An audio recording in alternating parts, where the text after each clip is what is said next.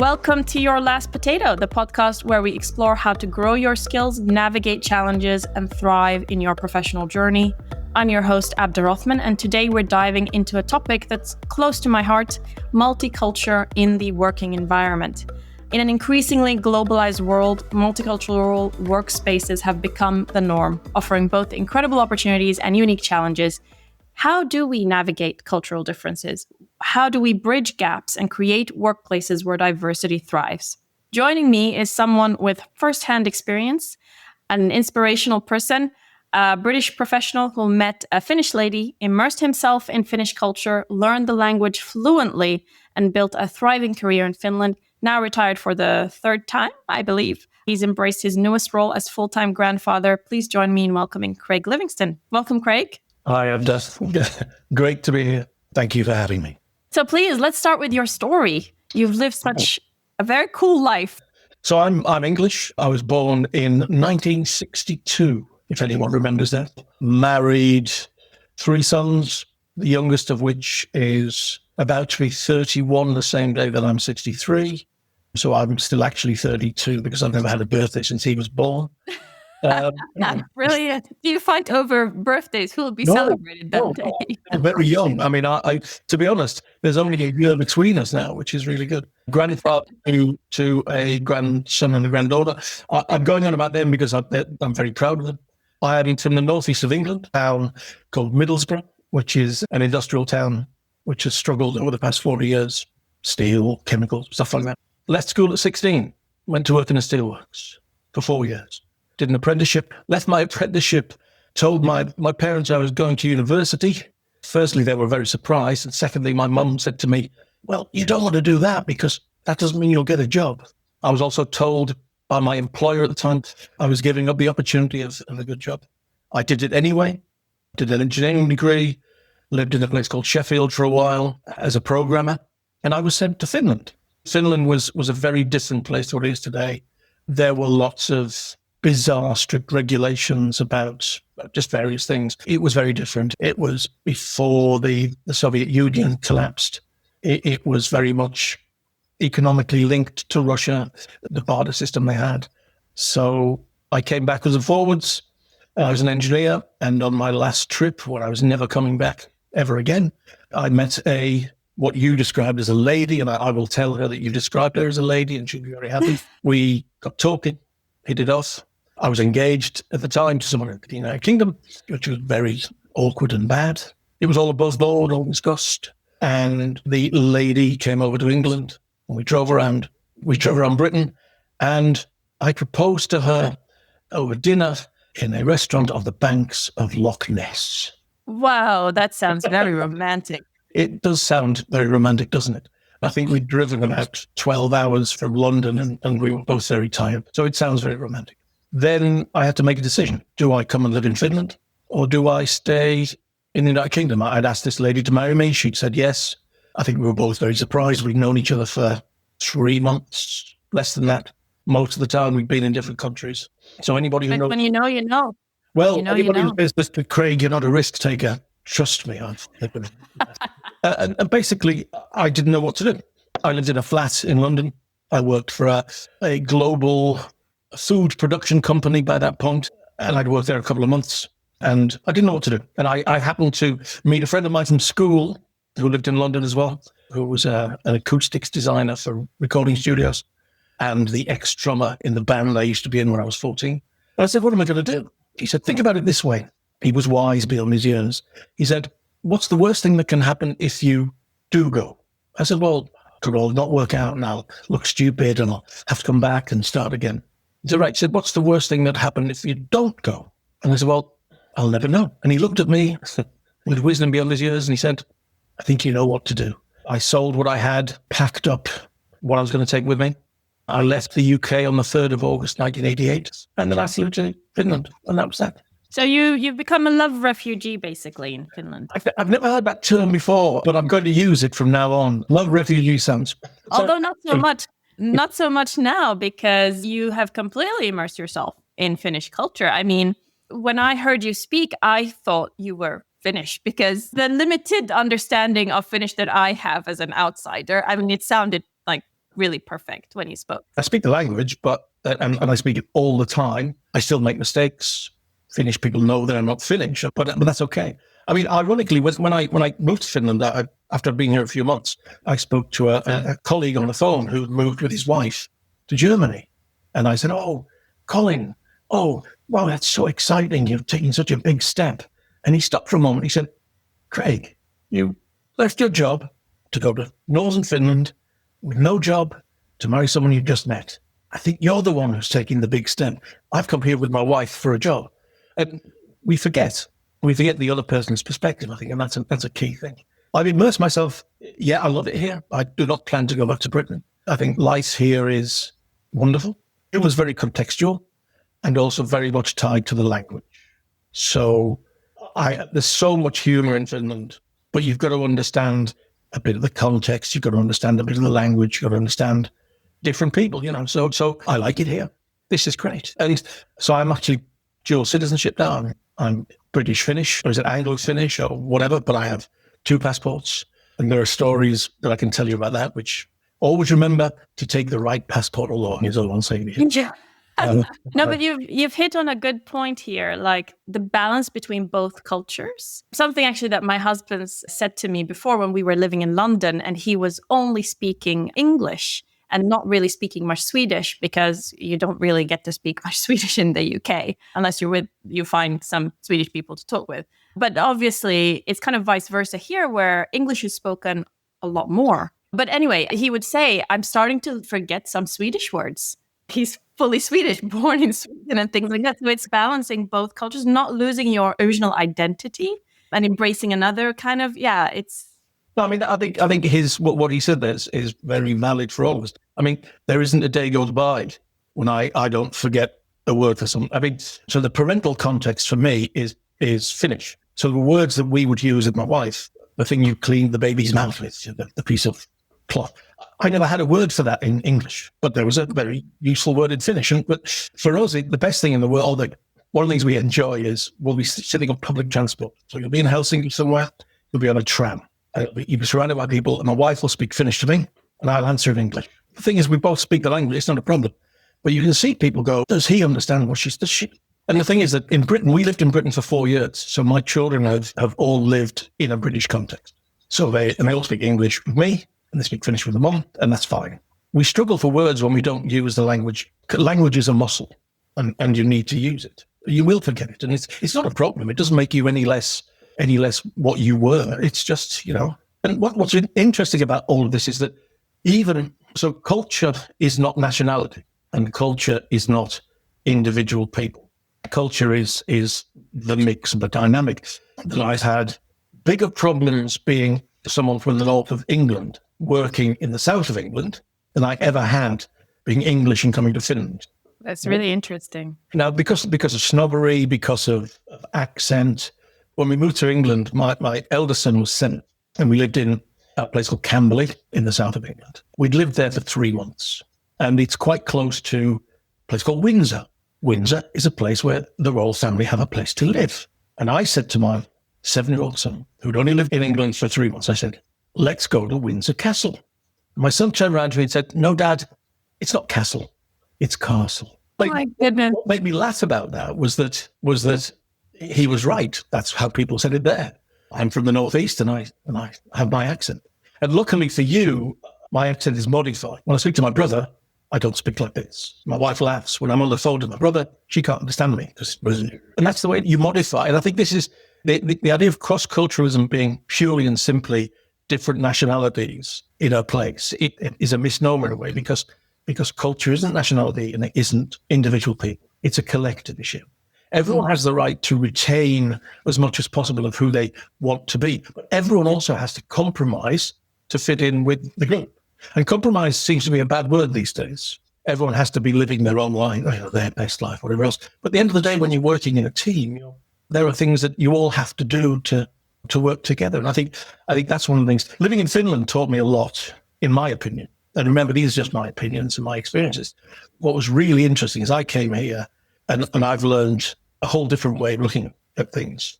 I have a very close friend who is one of the brightest people I know. He's an incredibly brilliant guy. Unfortunately, he has this thing that when he speaks, he thinks.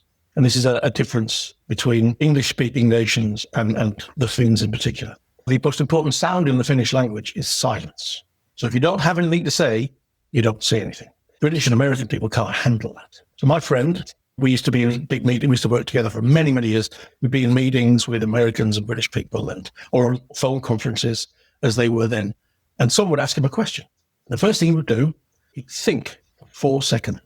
Now, anybody who understands communication knows that your average British person can put up with about 3/4 of a second of silence, and then they have to jump in. So now this guy would always come out with a sensible, measured, appropriate answer to an issue. But in the beginning, people thought that he wasn't very clever because he had this gap. Actually, once they got to know him, they were like, wow, this guy's great. And it's one of those things about in communication, and a lot of cultural issues lie around communication, is you quite often should listen to what people say, not how they're saying it. Now, my experience of being from the north of England in the south of England was that people listened to my accent and by default went, oh, he's from the north. He's obviously not very bright, and it takes time. And hooligan because football is a huge sort of... Well, that's the British, if you're... Yeah. And if you look at it, I used to have hair. So for the listeners, I'm a balding man, and I have been a balding man for 30 years. And people assume certain things because of the way you look.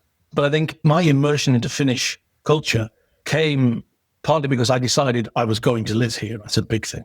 I made a decision that if I'm going to be here, I'm going to learn the language. It can't be impossible because children speak the language. So you must be able to learn it. And I wanted to be here. I didn't want to be a parent who didn't understand what was going on around me, what was going on with my kids. So for me, that was a big driver. And there was a man on TV who was a British guy who was a very famous presenter in Finland, who came over from Britain, I think late 60s, early 70s. The program was Finnish. And he spoke. I thought, well, if he can do it, I can do it. And I met him many years later and thanked him for that. It's just one of those things where people would now and again say to me, this guy, oh, you sound like this guy.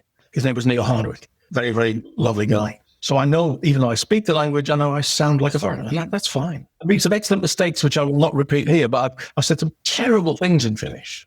You got to just speak it in order to actually learn to speak in a way. I'm a bit at that stage with Swedish. I'm a bit embarrassed to speak Swedish, but I've realized that if I don't try, I will never get past this stage and sort of start being much more fluent.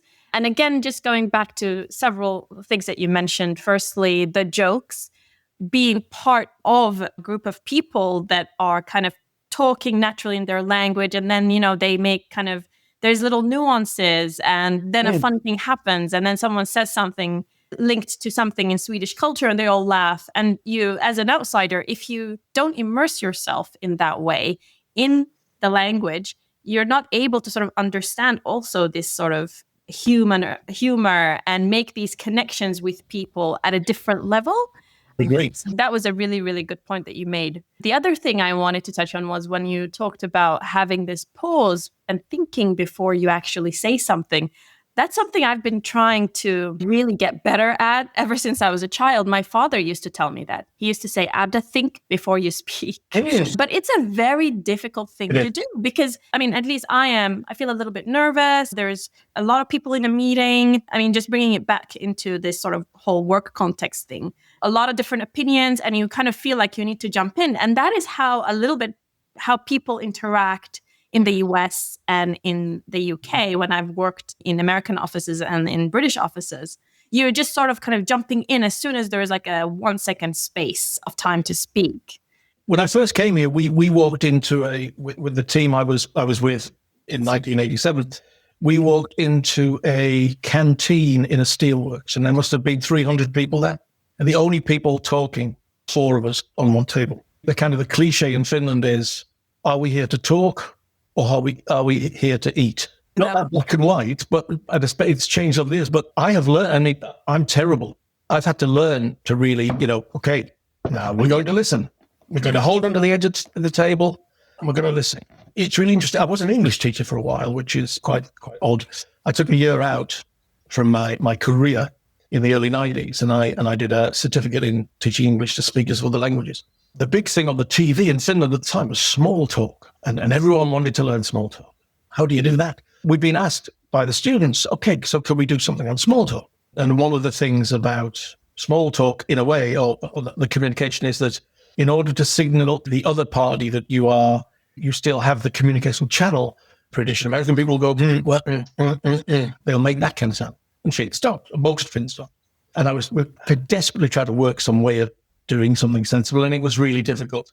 One young Finnish man looked at me in despair, and he said to me, you know, Craig, we can't do this in our own language. How do you expect us to learn to do this in a foreign language? And I was blown away. And that's what I was first told you, the most important sound in the Finnish language, silence. And it is. And I will tell you, from a negotiations perspective, in English, in other languages, once you learn that thing, that wonderful little piece of wisdom, in English language negotiations, silence is an incredibly useful tool, because it really does put people in a kind of a say something. I think that's a wonderful thing to learn. The Swedes have a thing where they will wait for you to finish talking before they say something. And it took me a while to realize that, because I kept talking because nobody would jump in. But I think that's a wonderful thing to notice. And I think one of the key things for any of us trying to fit into another society, or trying, I came from I wouldn't say a poor background, but I came from a very kind of lower working class background in Middlesbrough. My dad was a butcher. My mum sometimes worked, sometimes didn't. She worked in a school. I didn't find out until my father died, actually, the level of our financial precariousness, for want of a better word. But I was always looked after and whatever else. But I know that coming up through, even as a child, coming up, hearing that people in the town spoke differently, you went to a new school and it was very different. And that's just within a small town. And you kind of learn to listen for the cues and understand. And I think that's stuck with me all the way through my life. I've always felt a little bit of an outsider trying to decode what's going on. And it's made me an observer as well, which does horrify some people. But I do tend, even though I'm outgoing and I talk, a lot of observation going on. And I think that's another thing we talk about, anything to cross-cultural things. You've got to understand that how you think you are is aspirational. How you are is what other people experience. And when somebody comes to me and says, oh, you need to understand, Craig, I'm this kind of person. The thing in the back of my mind is always, well, no, that's the kind of person you want me to think you are. You're actually very different to what you're telling me, but I'll understand that that's your aspiration, particularly if it's someone from a different culture. I was very lucky to work for a company for over 20 years. It was a small Finnish telecommunications company, and we were designing mobile telephones. And the cultures within that company, who shall remain nameless, were wonderful. They were supportive. They were all the stuff about what were your aspirations, how do you want to fulfill yourself. It was great. I could talk to the CEO of a major international company, no problem at all. I was lonely at various times. And that really gave me a lot of opportunities to work with. I had a team. At one time, I had the team that had people in Tokyo, Beijing, Bangalore, in Germany, the UK, Denmark, lots of places in Finland, Dallas, Boston, San Diego, all at the same time. What was our culture? It depended on so many things. It depended on who was in the room at the time, whatever. But we did have an aspirational culture. We did have a set of rules rules is the wrong word, a set of tenets, a set of guidelines that we thought were the right things we wanted to see. Because culture is a lot about behavior and it's about engagement. I had an excellent boss for a few years who was, every time we went to a place, even though we'd been there 100 times before, he would introduce himself, his title, and then he would go through, these are our values. Now, the thing is that values tend to be aspirational. No matter what any company tells you, all companies have the best people. I've sat listening to senior management, very senior management of companies like Microsoft, GE, Nokia at one time, lots of different companies. And I've heard them all say the same thing. We have the best people. Everyone can't have the best people it doesn't work that way. That even best people are a finite resource. What they really mean is, I think, that we have a set of aspirational values that allow people to perform better, to perform in our context in a way that brings value to them and value to us. And I think, and to me, that's what I've learned over the years. I was in a company where there was a value which is called respect for the individual. And respect for the individual was interesting because it was meant to be in a very positive way. But a lot of, in number of countries turned that respect for the individual value on its head. So it used to be, you're asking me to do something I don't want to do.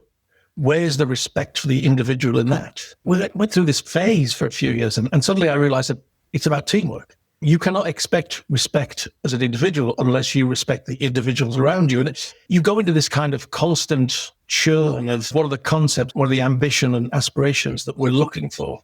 And no matter what you state, some people will game it. And also, respect for the individual means different things in different countries.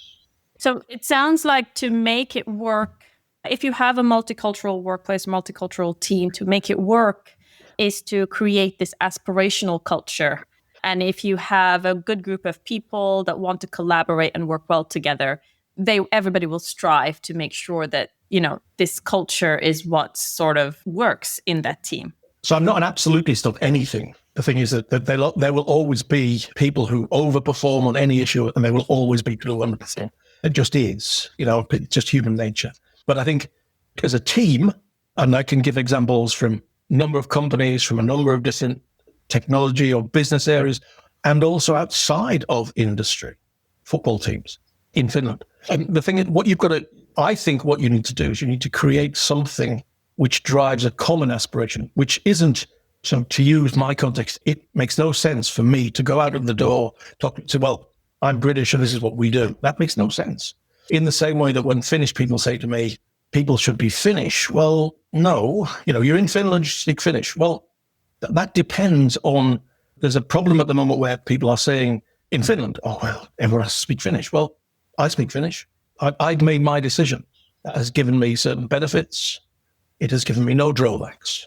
But that was my decision.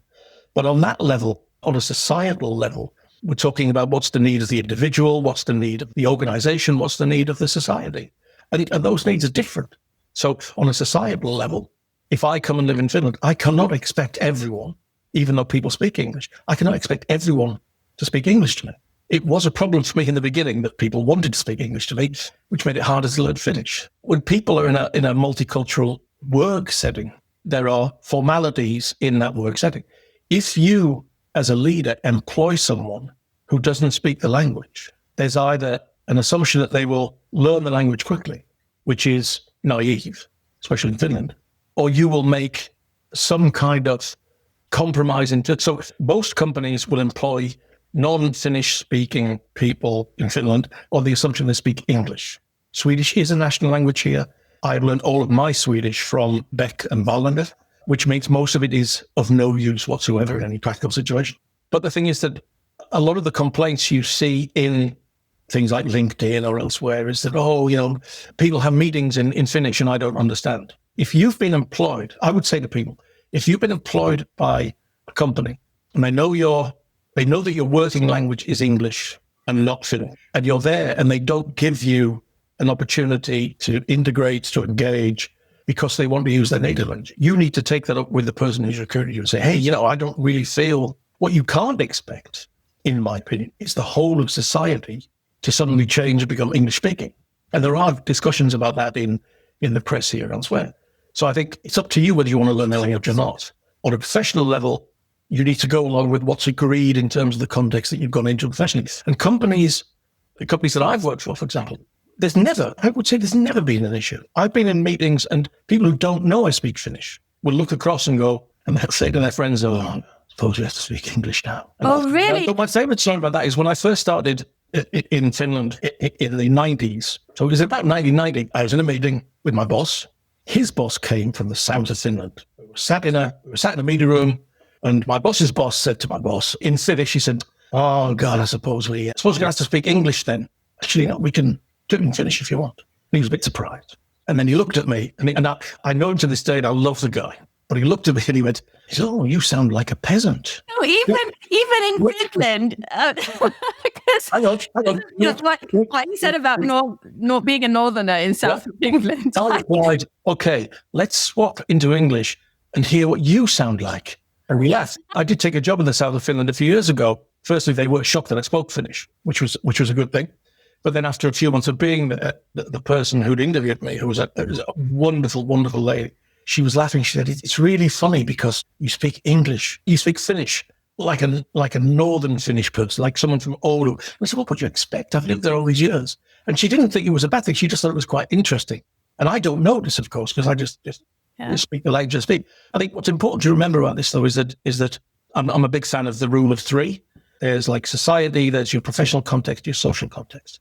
And societally, you could ask it to change to your language or your culture, but you can't expect it to.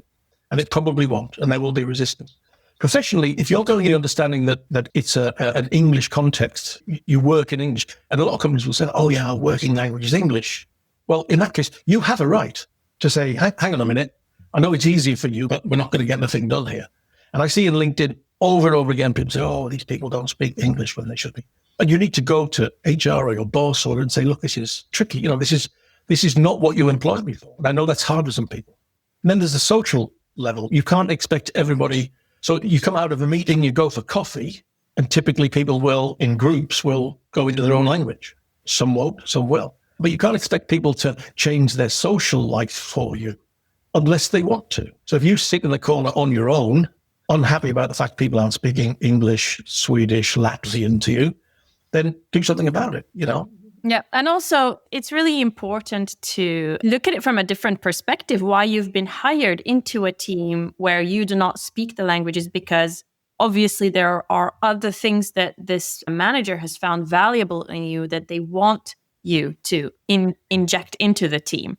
It's also about what that person can bring into an environment like that as well. Colleagues are usually interested in hearing more about that person or practicing their English. Like you said, you'd had that experience previously where people wanted to speak English with you and you wanted to speak Finnish because you wanted to practice your Finnish. So yeah. But I mean, I think if a company is saying to somebody, come and work for us, our working language is English, then they end up in a project or a meeting where people are showing slides in Finnish, speaking Finnish. My first thought would be, right, either I've misunderstood when I've taken the job, or they've actually not thought through what they're doing. And it's a lot to do with, so it's leadership that actually is the key thing in a lot of these things. If you're leading a team and there are different cultures, you need to be aware that whatever your comfort zone is, you have to come out, you have to really make an effort to show other people that you are instilling and expecting the values and behavior that you said are part of your work. And I think for me, most things come down to behavior and also the expectation of behavior. I think that too often people project this aspirational, we are this, we are that. And then the reality is something very different. I think it's not about calling out. It's not about being aggressive. It's not about saying you're wrong. It's about understanding the context in which certain behaviors need to be done. And leadership is key in that area. I think that particularly, I'm a software engineer by background, so I haven't written software especially for years, but I've managed teams, for a very, very long time. And usually in those contexts, the key thing is if you start to instill an environment where you as a lead, and it sounds terrible, this sounds like I've written a self-help book and I apologize, but if you are able to be confident enough, to be vulnerable enough, not to have to be the strong person in everything, and you can show that, hey, I didn't understand that, or can you explain that again? Or you actually start to get people to feel psychologically safe, I think is the phrase that everyone likes to use these days, but just being human with each other, Yeah, absolutely. And the other thing as well, I think we're all different, no matter what our passport says. I'm different to other British people. I'm certainly different to Finnish people. And I've always said, take on as much of the culture as I feel comfortable with. I will try and do enough of what's expected of me. But there are things, my wife, who I love to bits, eats certain kinds of seafood, certain kinds of things that I've tried. I always try things I will never touch. Right? That's fine. She has something like that. Absolutely. And I think the other thing as well, leadership is massive. And I think that can't be underestimated. And I think particularly in software, we've gone through the cycle of the technology person is the important person and leadership is a waste of time. I think we're going to turning around it because that's what happens. Social dynamic of these things become more important. And there are all kinds of books and models, and I don't know if I've stolen this or just synthesized it from something else, but I always think of something called 3 I's, which is if you're in a difficult position, first thing to do, of course, is take a breath. It's always great advice. Take a breath. But 3 I's comes down to intent, implementation, and interpretation. Because when you hear something, it doesn't mean that someone and you don't like it. It doesn't mean that someone's being evil. Not everyone's evil. Their intent might be very good and positive. They just might have said it in a clumsy way, using words that a 62-year-old would use, that a 23-year-old might understand differently. And you can learn to implement in different ways. But a key thing is interpretation. If you're going through life assuming that everything somebody says to you that you don't agree with is wrong, you're going to be fighting all the time. And having some kind of common culture, it happens through pieces coming together. We don't have a fight and they're all happy. Some people can do that. I can't. This 3 I's thing for me is always, I try and use that with teams. Take a breath, think about what someone's trying to say to you. Do you think that they're fundamentally evil? Maybe they're trying to say something good. Are they just saying it in a wrong way? Or was it a stupid, sometimes there are stupid jokes that don't work. Yeah, I must say I put my hand up to stupid jokes. I'm the worst. So I just want to kind of recap some of the key messages here for our listeners who may be working in a multicultural environment or managing a diverse team. Basically, the key practical steps are learn the basics of the language or the culture. Even small efforts show respect and build trust. Absolutely, yeah. Practice active listening, understand different perspectives before forming assumptions. Take a breath. And be open to adaptation. Flexibility is key to finding common ground and fostering collaboration.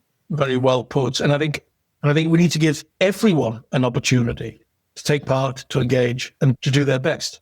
Leadership has a key role in that, and I keep coming back to that.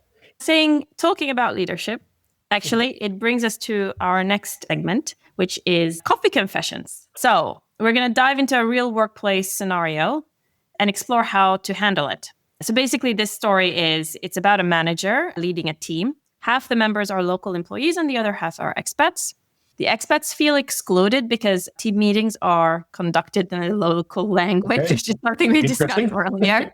And the manager wants to create a more inclusive environment, but isn't sure where to start. So what advice would you give this manager to balance inclusivity and efficiency in respecting the cultural norms? Firstly, and I have used this myself, I just say, sorry, I don't understand what anyone's saying. I know not everyone feels comfortable being that out there with it, but it's a very, very powerful phrase. If you are long-term in a culture, then think about learning basics. Learning 1 or 2 phrases can be very useful. If you can say that in the language, I don't speak Swedish, and forgive me, which is always funny because when I say that, and I said that to some Norwegians recently and Swedes together, and they smile and laugh, and they're really like, oh, wow. And of course, they come into English. For me, they come into English. I have to be very careful because I understand that I'm in a privileged position being a native English speaker. So my assumption is always they default to my language. Okay. And I'm quite aware of that I do speak Finnish. So you've asked Finnish people, so I know that they think I speak Finnish as well. It's not just me being arrogant about it. But I think in that context, firstly, if it's an official meeting that someone's in, whoever's leading that meeting needs to understand that, hey, I don't understand what's going on. And I think that's one of the key things, that if you don't say anything, I don't believe in the concept of tacit approval. Okay. So giving approval by not saying anything is I don't agree with that. But if you don't actually say, hey, this is not working for me, or if you're in a position to say, you say something like, hey, I'll go off and do some work and I'll come back when there's something you want to discuss that I'll understand. There are many ways of doing that. But don't you think that also it starts outside of that meeting? The culture within the team itself, for it to be a little bit more homogeneous and for people to respect each other, working together as a team, when you get into that meeting, then people will treat each other differently. I think you're right. If the team already is fractured and, it's half expats, half these are the local employees, and there's no integration, I think that is an issue that should really be resolved by the leadership. And one way is to, share the different aspects of the different cultures in the team with each other. Like, for example, the other day where I work, we have this, internal Twitter.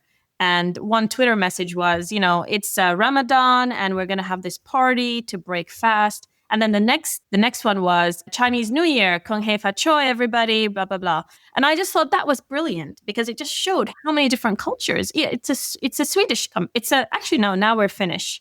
But it's a Finno-Scandinavian company. Exactly. But there are so many different cultures. And then the next one is talking about Diwali or, I think that's to come. But over the year, you see so many different events going on, whether it's a pride event or whatever kind of group or a place people are from.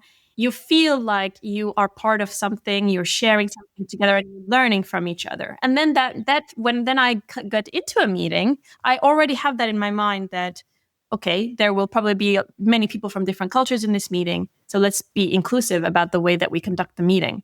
I think that it's good that people are doing that. So people are highlighting their own aspects of their own culture and they feel able to do that. And I think that's a key thing.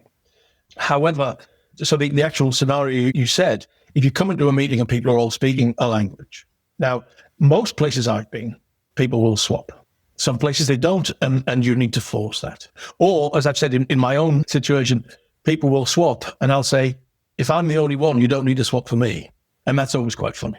Because there's always someone who's like, what? And a friend of mine said clearly, somebody says, well, the problem with Craig is I'm not sure how much he understands. I'm not sure he sometimes understands what he's saying. Because unfortunately, I am British and I have a British sense of humor as well. And I say, and once people get to know me in Finnish, they understand. And my friend said, oh, don't worry, Craig knows what he's saying. The thing is that I think if you're talking about two different scenarios, the scenario in the meeting is much easier and much more natural when there is a natural cultural, let's say, agreement in the team. But I think it comes a lot down to leadership. But yes, I agree, there are a lot of soft aspects of if you're a team. So if you're working in a team together and you speak different languages, and we've both been in teams where there's lots of different languages being spoken. I've been in positions where we've agreed that the language is English. The company, I can point to the company in intro. It says we speak English here. And people will still send things in Finnish. And my response has usually been, when somebody sends a mail in Finnish to a large group of people, and I know they really don't speak Finnish, I will normally respond, hey, I'm not going to translate this for everybody, which may come across a little bit rude. Yeah, and sometimes, they could have done it without really thinking, do you know what I mean? Then it comes back to, again, having that, back to the leadership, instilling that awareness in their organization of all of these different cultures. They're multicultural organization, international. I guess if it's a local company, maybe then the situation's a little bit different there, but I totally agree with you.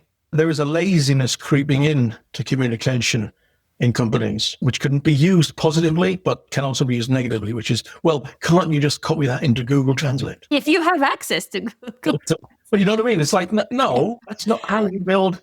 That's not how you build. I could say so much about technology and AI and making us very lazy in many ways. Google Translate positively to surprise some of my Polish colleagues. That's always a positive. But that's another conversation. Yes, but honestly, as a leader of a team, whether you like it or not, it is your responsibility to make sure the dynamics of your team work. It's your responsibility to put an aspirational cultural idea that we work in a language, or when we're together, we do this. And it is also your responsibility to ensure that there is a behavioral expectation to a level whereby it brings about a positive culture. Now, that isn't a hardline authoritarian, you can't use these words. It's a, hey, shouldn't we be speaking English? Or hey, shouldn't we have so-and-so in the room? It's hard work for leaders. If you can't lead, don't become a leader. One of the big things I've seen, and I've seen it reasonably recently and in other places where people are leaders for the wrong reasons, it's a lot of responsibility. Things are easy, people are difficult. Absolutely. But I think this is a great perspective, and thank you so much. I mean, I've really gotten quite a few tips there, actually. Okay. I did put together a list of some tools and resources to help those that are listening. So things like cultural awareness and language learning. There are apps like Duolingo, for example, so you can learn languages and build basic language skills.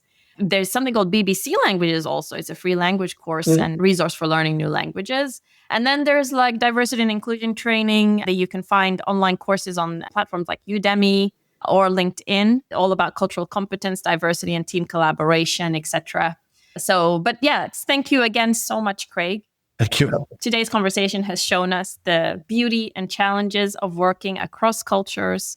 Embracing diversity isn't just about inclusion. I think it's about growth, learning, and creating workplaces where everyone can thrive. To our listeners, whether you're working abroad, managing a multicultural team, or simply curious about other cultures, take the time to listen, learn, and adapt. It's not always easy, but it's always worth it. Again, a huge thank you to my guest for sharing your incredible journey and insights. Your story is a testament to the power of stepping out of your comfort zone and embracing the unknown. If you've enjoyed today's episode, follow Your Last Potato for more stories and insights to help you thrive professionally and personally. And if you have your own multicultural workplace story, we'd love to hear it. Connect with us on social media or via our website. Until next time, keep learning, keep growing, and keep celebrating the diversity that makes our world and our workplaces so vibrant.